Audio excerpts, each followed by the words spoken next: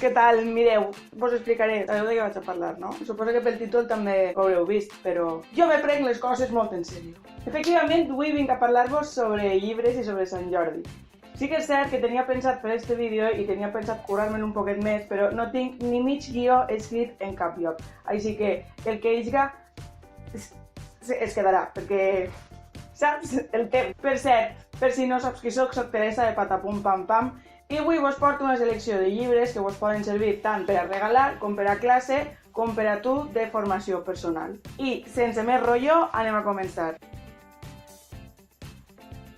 Del primer que us vull parlar és sobre la revista Namaka. Esta revista es va posar en contacte amb mi i em va dir: «Ei, Teresa Patapum, som la revista Namaka, la revista infantil més salvatge». I jo, uau, espera, com?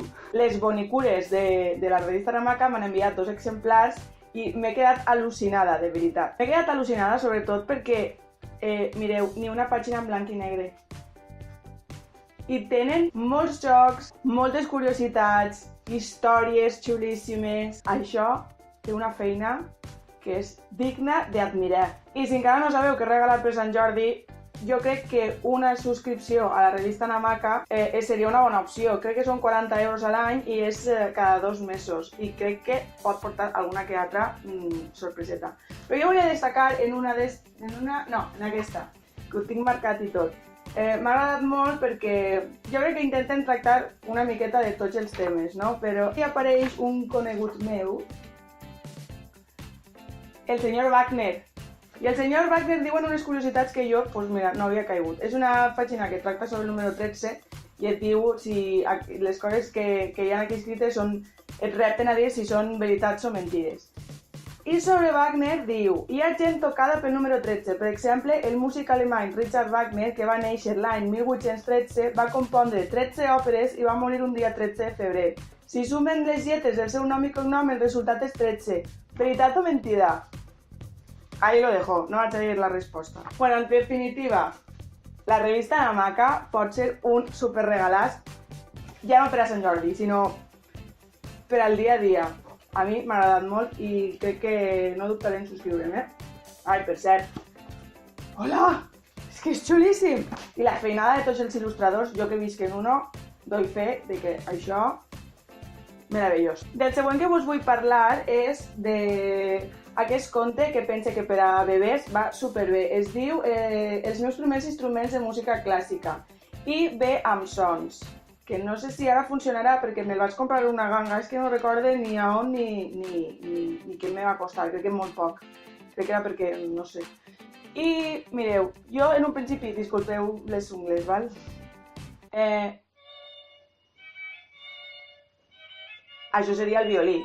Després crec que està també la flauta, està la guitarra, les trompetes, els timbals, el piano... En definitiva, tracta un poquet de cada instrument i ja pot anar molt bé per anar relacionant els instruments i el seu so. És de la editorial Estrella Polar i està il·lustrat per Severin Cordell. No sé com es pronuncia, però... El següent que tinc... M'he quedat sense cap. El següent que tinc és el de musiqueries de Dani Miquel, que m'he de fer amb l'altre, però això és, jo crec que un imprescindible per als, si tens xiquets o si eres mestre de música, per a casa, perquè a part de vindre, òbviament, el CD, cançons xulíssimes, i el llibre amb un disseny espectacular, és que dona gust mirar-lo, està fet amb molt de carinyo i molt guai. A part ve en el llibret de les partitures i propostes de jocs per a les cançons.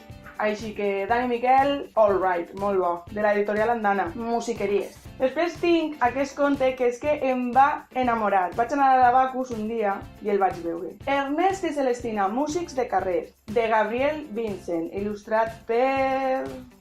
Ai, no ho veig. Bueno, és de l'editorial Calandraca, val? I conta la història d'este os i esta rateta, que són Ernest i Celestina, de què poden fer per a guanyar uns poquets més diners i viure un poquet millor. I la música és la solució. És supertendre el conte i a mi les il·lustracions també em van enamorar perquè tenen aquell toc de tota la vida, però alhora són una preciositat. Tinc entès que són una col·lecció, però jo solament tinc aquest. Després un dia, mirant en una llibreria, vaig veure aquest, que es diu La lluna a la pruna. I jo dic, ostres, igual és per la cançó. I hi haurà cançons, perquè diu CD en l'interior. I sí, ve el CD, però no són exactament cançons, és la història que passa i contada, és un audiollibre, com per dir-ho d'alguna manera. Les il·lustracions són flipants. Són superxules. La elecció de colors, tot. És una meravella. Tot i no haver complit la meva expectativa, també perquè no el coneixia, va ser de repent, perquè pensava que era de cançons, tot i no ser exactament de cançons, és un llibre que crec que és molt xulo. És de l'editorial La Galera, crec, a veure? Sí, La Galera i Conte d'Oriol Toro, il·lustrat per Sebastià Serra.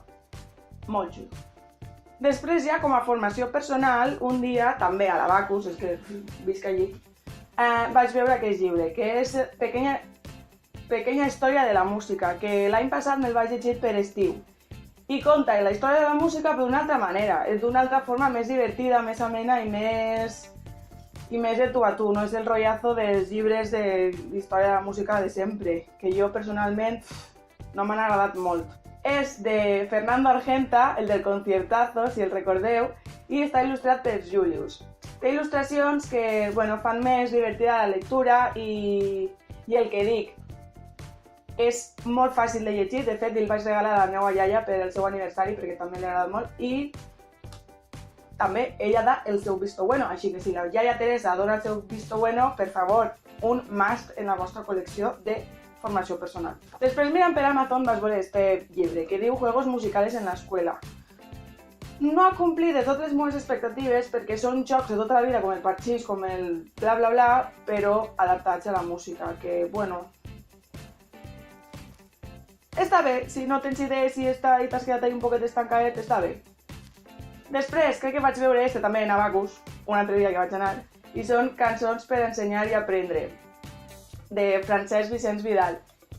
I sí que és cert que ara, per a les opos, pot anar molt bé. És de la col·lecció Toc de Gralla, Rafael Dalmau, l'editor, no sé.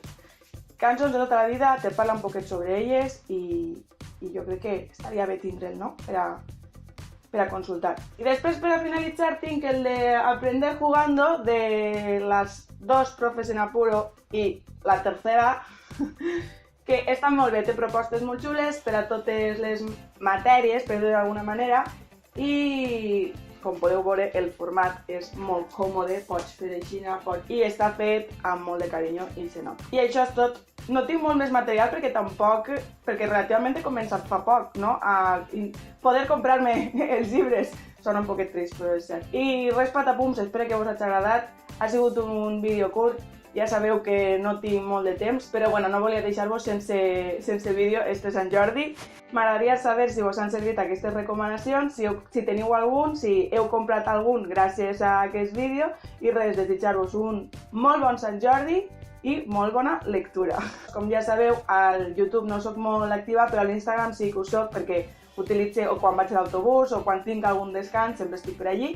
I ja sabeu, podeu seguir-me en Instagram, a la pàgina de Facebook, a patapumpampam.com i, òbviament, si no t'has subscrit, subscriu-te. I res, a tots els opositors ja tenim data, el 26 de juny, a tots vos desitge molta sort i, per favor, que no vos entri un atac de nervis com a mi. Adeu, patapums!